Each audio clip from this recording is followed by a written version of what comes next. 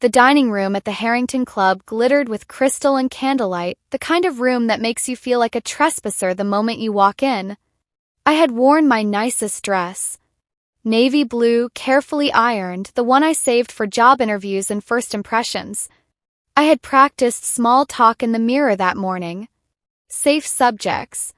The weather. Boston's art scene. The charity work I had read about online.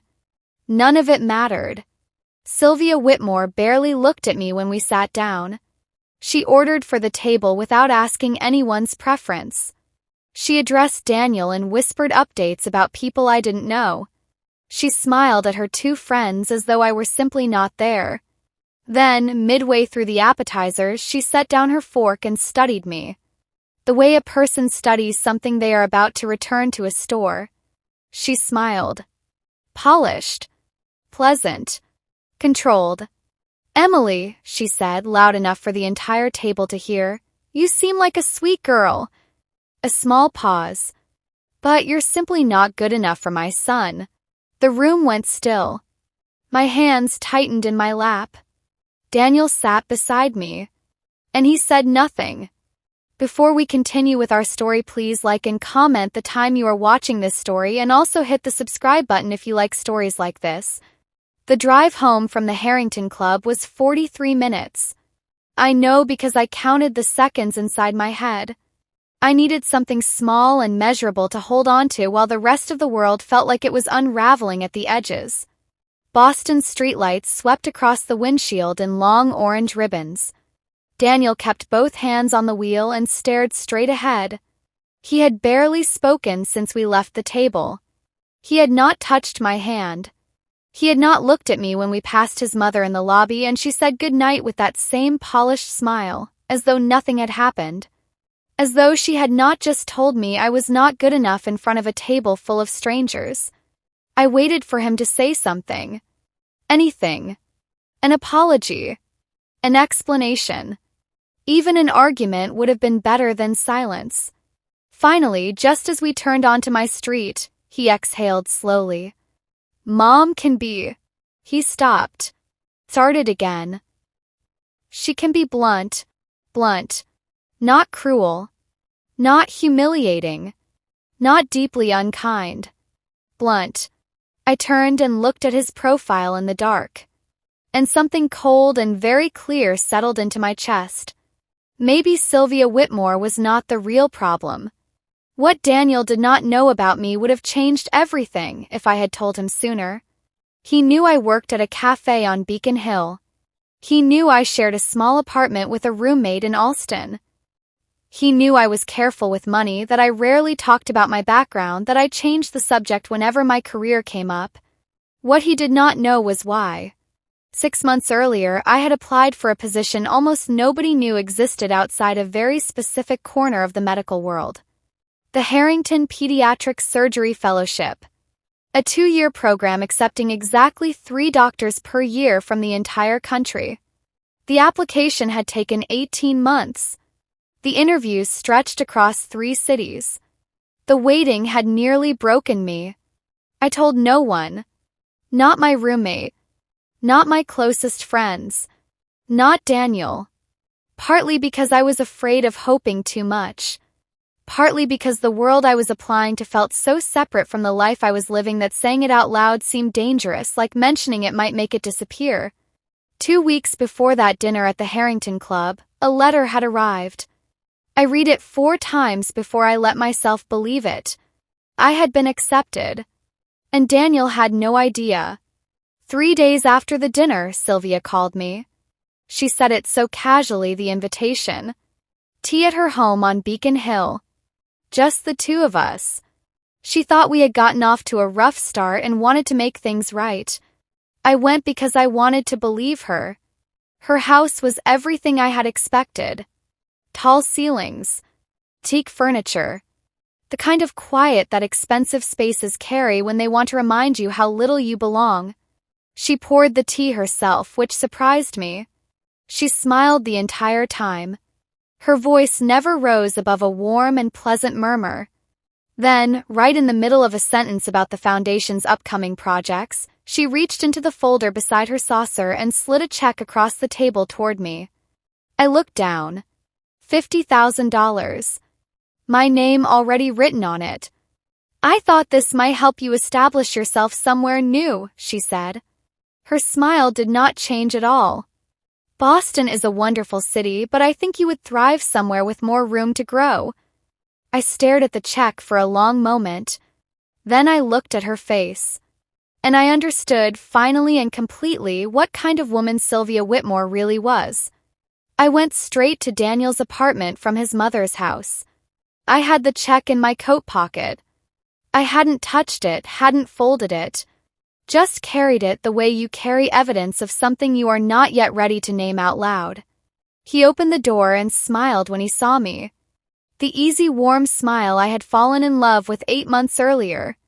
For 1 second, I let myself imagine that what I was about to tell him would make him angry in the right way. Protective.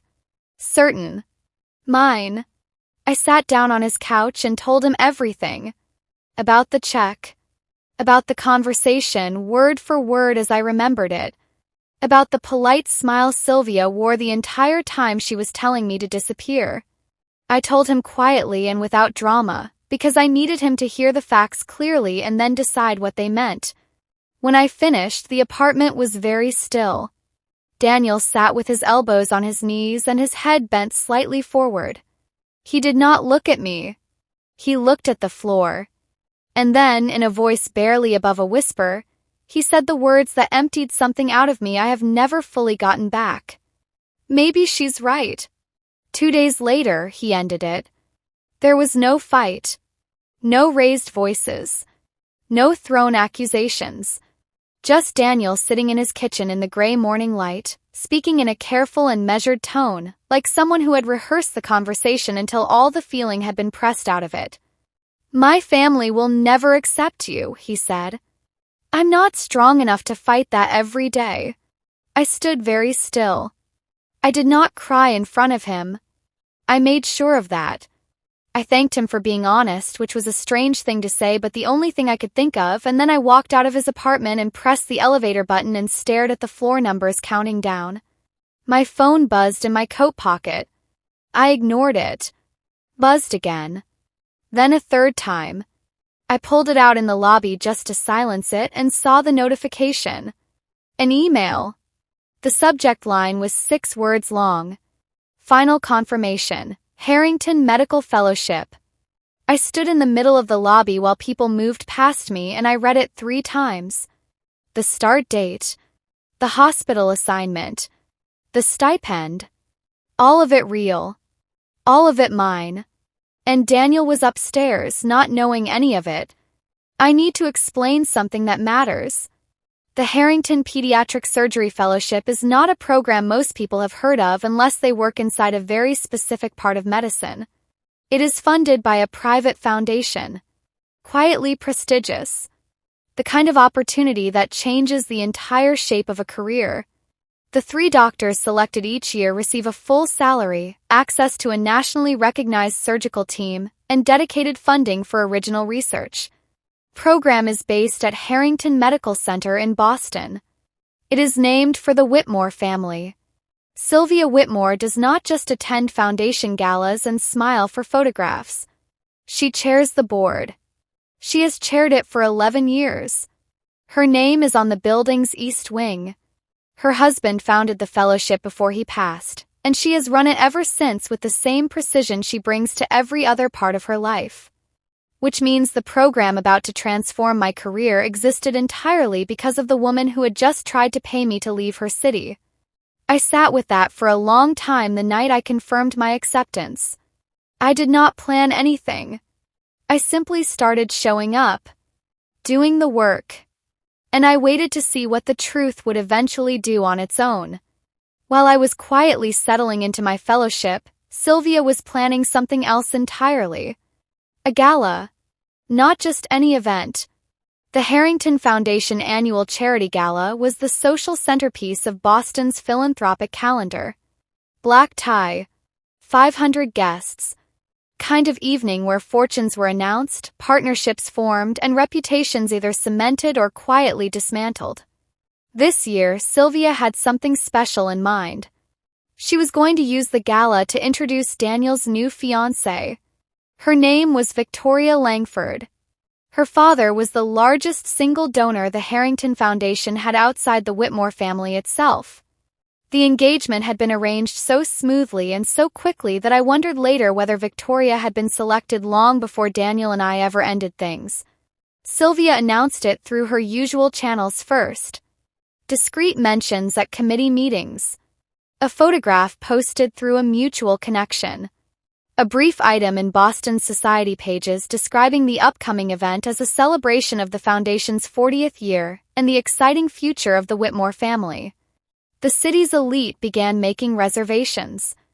Nobody outside a very small circle knew that one of the 3 fellowship speakers scheduled for that evening had a last name that would stop everything cold. The formal invitation arrived at the fellowship office on a Thursday.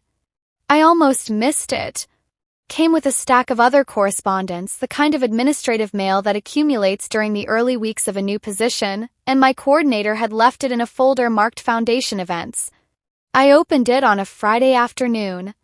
The envelope was heavy cream paper with the Harrington Foundation seal embossed in the upper left corner. Inside was a printed card requesting the presence of the 3 new fellowship recipients at the annual charity gala. The fellows were listed as featured speakers. We would each have 5 minutes at the podium to speak about our work and what the fellowship meant to our careers. My name was printed in clean, formal type. Dr. Emily Carter. I set the card on my desk and sat with it for a while. Sylvia Whitmore had not selected the fellowship recipients. The medical board handled that process entirely separately from the Foundation's social operations. She would have seen the list eventually during gala planning, but the fellows had been confirmed months before the event details were finalized. She had no way of connecting that name to the woman she had met once over dinner and offered $50,000 to disappear. Not yet. I found out later from my coordinator exactly what happened when Sylvia first saw the guest list. She had been sitting in a planning meeting when the event director walked her through the fellowship speaker lineup. When my name appeared on the printed sheet, she reportedly went very still. Then she asked him to remove it from the program. The director was confused. He explained that the fellows were confirmed by the medical board, not the Foundation's social office, and that removing a speaker at this stage would require board approval and raise questions nobody wanted to answer 3 weeks before the event. Sylvia had recovered quickly, according to my coordinator, who had been standing near the door. She just smiled and said it wasn't important, my coordinator told me later. Said she must have confused the name with someone else. 'Cause Emily Carter is not an unusual name. There was no logical reason for the woman who had tried to write me out of her son's life to connect me to the doctor listed as a featured speaker at her own Foundation's gala. She convinced herself it was coincidence. She told her staff to proceed as planned. And I kept my head down, did my work, and waited for Thursday evening. I heard about Daniel and Victoria through my former roommate, who still moved in some of the same social circles.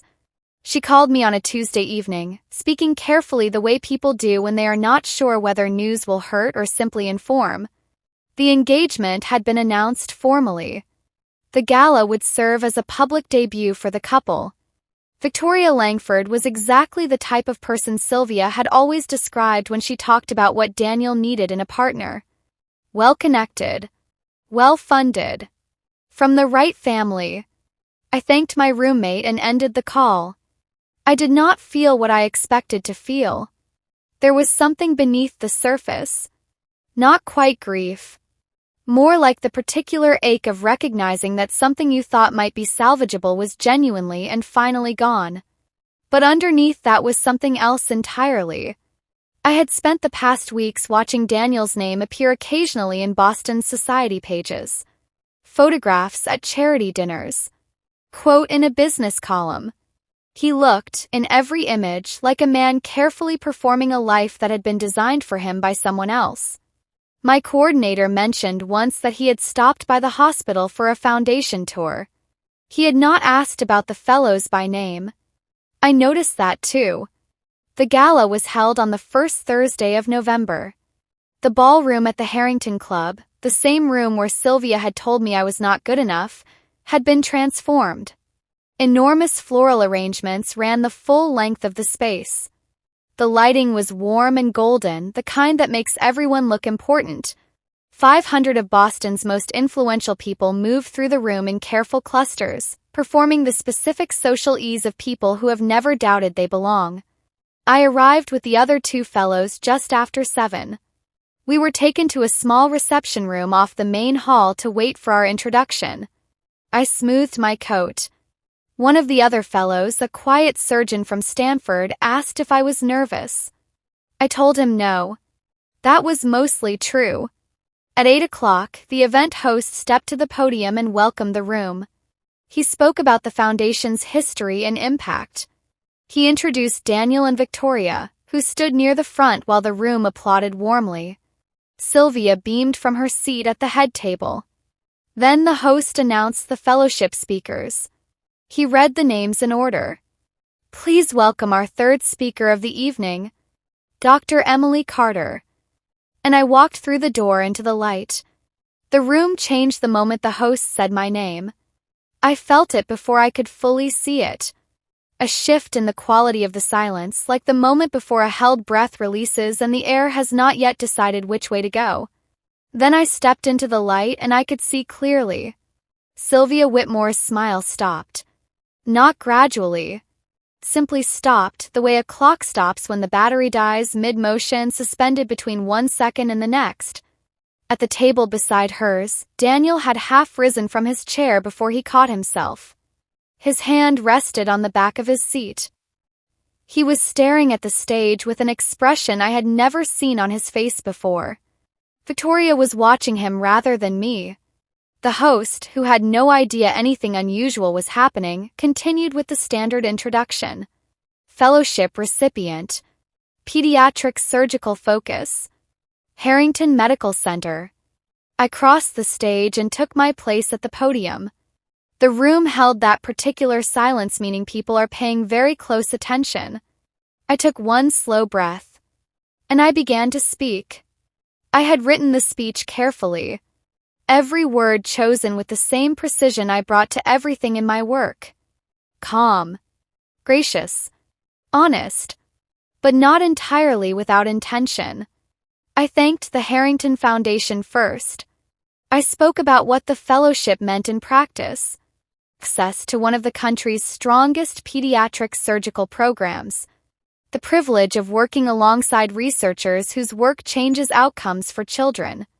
The responsibility of being trusted at this level this early in a career. The audience was attentive. Several board members at the front table were nodding along. Then I paused. Just briefly. Kind of pause a surgeon uses to be certain of what comes next before making the cut. I want to say one thing that goes slightly beyond the program itself, I said. I looked out at the room rather than down at my notes. Some people believe that success is determined by the family you come from, by your name or the connections you were born into rather than the ones you build through your work. I let that sit for a moment. I spent a long time wondering if that was true. Another pause. In medicine, the only thing that measures your value is the quality of your work and who you are able to help because of it. I smiled at the room. That is what this fellowship believes. And that belief is why I am standing here tonight. I stepped back from the podium. The applause started at the back of the room and moved forward like a wave. It built as it traveled, until the entire ballroom was on its feet. Several board members rose first, then a ripple moved through the tables, and for a long moment the room was entirely focused on the stage. I stepped back into the wings and let the sound settle. From where I stood, the head table was clearly visible. Daniel had not sat down. He stood with one hand resting on the back of his chair, watching the stage with the expression of someone who had just understood something he could not take back. Like he had been looking at a picture for a long time and had finally seen what it actually showed. Victoria was watching him rather than the stage. Sylvia sat with her champagne glass untouched and her eyes fixed on the space where I had been standing. She was not crying. She was not visibly angry. She was perfectly still, and I could see from across the room that she was calculating something very quickly.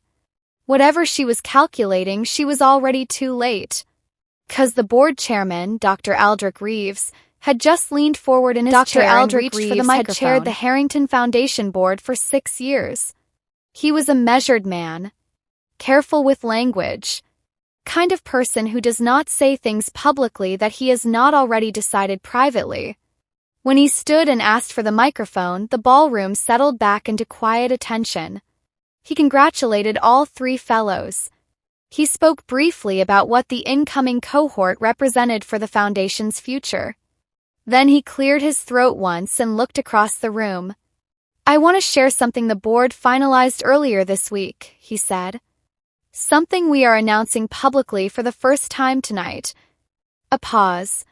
"After reviewing the work and credentials of our incoming fellows, the board has voted unanimously to appoint Dr. Emily Carter as lead physician on the Foundation's new pediatric care initiative." Another pause. "The initiative carries funding of $40 million over 5 years. The room erupted. Not politely. Genuinely. I stood in the wings with one hand gripping the edge of the curtain because my legs felt suddenly unreliable. $40 million. I looked across the room at Sylvia Whitmore. She was looking directly at me. For the first time all evening, her face held no expression at all. I watched from the far side of the room as Sylvia moved. She was practiced at navigating a crowd when she needed to reach someone urgently without appearing to need anything. She touched arms. She smiled. She paused once near the bar. But her direction never changed. She reached Daniel just as the applause was settling into conversation. I could not hear them from where I stood, but I did not need to. I had spent enough time reading rooms to understand what was happening at that table. Her posture was controlled but tight. Her hands moved once, a sharp downward gesture she quickly composed into stillness. Daniel's shoulders had risen slightly, the way they always did when he was defending a position he wasn't fully sure of. Victoria excused herself toward the far end of the room. She did not come back. Whatever Sylvia was demanding to know, demanding that Daniel explain, his face gave her nothing useful. He kept shaking his head. Not the slow and patient movement of someone managing a difficult situation. The short and repeated motion of someone who was, finally and genuinely, at a loss. For the first time I had ever witnessed, Sylvia Whitmore had lost complete control of the story she was trying to tell.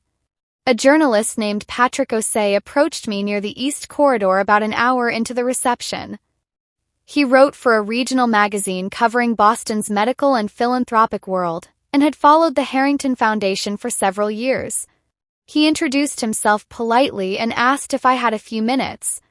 We found 2 chairs near a window away from the noise of the room. He asked the standard questions first. My background. My surgical specialty. What drew me to the fellowship?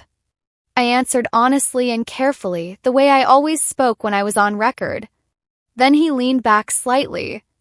"You said tonight that success has nothing to do with the family you come from," he said. "Was that personal?" I was quiet for a moment. "At one point in my life," I said, "someone told me directly that I was not good enough to belong to their family." He did not immediately write anything down. He simply listened. "I didn't argue," I said. "I just kept working." He looked at me carefully. "Would you be willing to say more about that on record?" I thought for exactly 3 seconds. "No," I said. "But something doesn't need to be on record to already be true." He nodded slowly. Then he picked up his pen and wrote something down. I did not know about the video until the following morning. My coordinator called just after 7, using the particular careful tone people use when they are not sure whether news is good or catastrophic. Apparently, someone in the audience at the Harrington Club on the night Sylvia insulted me had recorded the exchange on their phone. The footage was shaky and the audio imperfect, but every word came through clearly enough. Sylvia's voice, measured and polished. The specific sentence. My name. Daniel sitting frozen beside me. Clip had been posted anonymously to a social media account several months earlier and had sat with barely any views. But Patrick O'Sea's write-up of the gala, published that morning and mentioning my comment about being told I did not belong, had brought the clip back to the surface. By noon it had been shared 40,000 times. By evening the number was past 200,000. Comments required no editorial direction. People who had never met Sylvia Whitmore, never attended a Harrington Foundation event, never heard her name, watched the footage and formed a clear and unanimous opinion. Boston's social establishment began making quiet phone calls. The foundation board began receiving emails. And the carefully maintained world Sylvia had spent decades constructing started tilting on its axis. Daniel came to my office on a Wednesday. He called ahead, which surprised me. I had expected him to simply appear, the way people accustomed to moving through the world without obstacles tend to do. But he called, asked if I had 15 minutes, and waited in the corridor until my coordinator showed him in. He sat in the chair across from my desk and looked at his hands for a moment before he spoke. He told me about the conversation with Sylvia the night of the gala, and the conversation that followed, and the one after that. He said he had spent the past week going back through years of decisions, career choices that had quietly redirected themselves toward what his mother needed. Relationships that had ended in ways that, looking back now, had her fingerprints all over them. She doesn't want what's good for me, he said. She wants what looks good for her. He said it without anger, without drama, just the flat, tired voice of someone finally allowing themselves to see something they had been deliberately not looking at for a very long time. I listened without speaking. I did not offer comfort because that was not what he had come for. He had come to say it out loud to someone who already knew.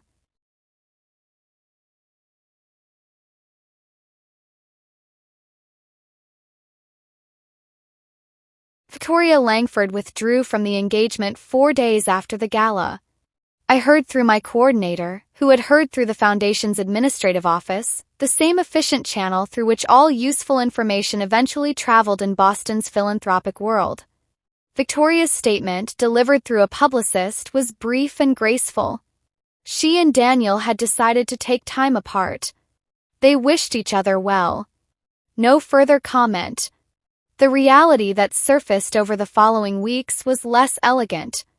Victoria's interest in the engagement had never been primarily about Daniel. She had been pursuing access to the Harrington Foundation's donor network for months before Sylvia approached her family. The arrangement suited both sides for entirely transactional reasons. When the video went viral and the foundation's name became attached to the footage of Sylvia dismissing me at a dinner table, Victoria's team quietly ran the numbers. The reputational calculation no longer worked in their favor. She exited, cleanly and without apparent regret. Daniel, from what I understood, was not devastated. He was something more complicated. He was a man who had just taken a clear look at the structure of his own life and found that very little of it had actually been built around what he genuinely wanted. That kind of recognition does not pass quickly. The damage to Sylvia's reputation did not arrive in one dramatic moment. That is not how it works when someone's standing is built on relationships rather than a single institution. It arrived in small and careful retreats, the kind that are impossible to attribute individually but add up to something unmistakable. A long-standing donor quietly redirected a planned gift toward a different children's health initiative in the city. 2 board members submitted a formal request for a governance review, citing the need for clearer separation between personal conduct and institutional interests. An annual committee luncheon Sylvia had chaired for 9 years saw unusually low attendance that winter. I noticed the changes from the margins of foundation life. In the way administrative staff discussed upcoming events with slightly less certainty. In the subtle shift in how Sylvia was referenced in internal board communications. No formal action had been taken. She had not been removed from anything officially. But the invisible architecture of influence that powerful people spend decades assembling is held together by other people's willingness to maintain it. And that willingness was quietly shifting. Sylvia Whitmore had spent 20 years ensuring she was indispensable to everyone around her. She had made the same mistake powerful people always make. She had confused being feared with being trusted. Daniel appeared at the hospital on a Thursday evening in late January. He had not called ahead this time. He stood near the main entrance in a heavy wool coat, hands in his pockets, looking slightly uncertain the way people look when they have carefully rehearsed something and then arrived and realized rehearsal was not enough. I had just finished a long day. Tired in the particular way that has nothing to do with sleep. The kind of tired that comes from sustained precision. From making the right call 100 times in a row because you do not have the option of being wrong. I saw him from across the lobby. I walked over. He looked at me for a moment, then looked away briefly, then back. "I'm not here to ask for anything," he said. "I want you to know that first." "I know," I said. "I let someone else decide what my life should look like for a long time." He said it plainly. No performance. No rehearsed emotion. "I'm done doing that." I nodded once. "I hope that's true," I said. He almost smiled. Then he nodded, put his hands back in his pockets, and walked toward the exit. I watched him go. Then I turned back toward the elevator and went home. I saw Sylvia at a medical fundraiser in March. A seated dinner at a downtown hotel, about 40 people, organized by a consortium of pediatric care organizations across New England. I was there representing the fellowship's new initiative. She was there, I assumed, out of the force of long-time habit. I noticed her near the entrance. She was speaking to someone I did not recognize, and her posture was what it had always been. Straight. Composed. Correct. But there was something different underneath it now. She looked like a woman holding a shape together through will rather than ease. Like someone still performing a role they were becoming less certain of with every passing month. When our paths crossed near the end of the evening, she stopped. I stopped. We stood with the noise of the room around us. Then she said, quietly, without the polished control I had always heard in her voice, "I misjudged you." 3 words. No elaborate apology. No qualification built around her own feelings. Just 3 plain words offered without defense. I looked at her for a moment. She held my gaze. Then I smiled. Not with triumph. Not with the satisfaction I might have once imagined feeling. Just a simple, honest smile. "Thank you for saying that," I said. I walked away. I never planned any of it. That is the truth, and I think it matters. I did not accept the fellowship to embarrass Sylvia Whitmore. I did not speak at her gala to humiliate her. I did not angle that interview toward a reaction. I simply kept moving toward the work I had always been moving toward, and the truth arranged itself in its own time. That is what nobody tells you about building a life on something real. You do not have to engineer the outcome. You just have to be consistent enough, patient enough, and clear enough about what you value so that when the moment arrives, it comes from who you genuinely are. Not from who you were trying to prove yourself to be. Sylvia Whitmore told me I was not good enough for her son. She was not entirely wrong about the gap she described. She was only wrong about which direction it ran. I spent the months after that dinner not thinking about Daniel. Not thinking about the check. Just doing the work. And the work turned out to be enough. The woman who told me I would never belong in her family eventually came to understand something she had not expected. Her son had never quite been good enough for me.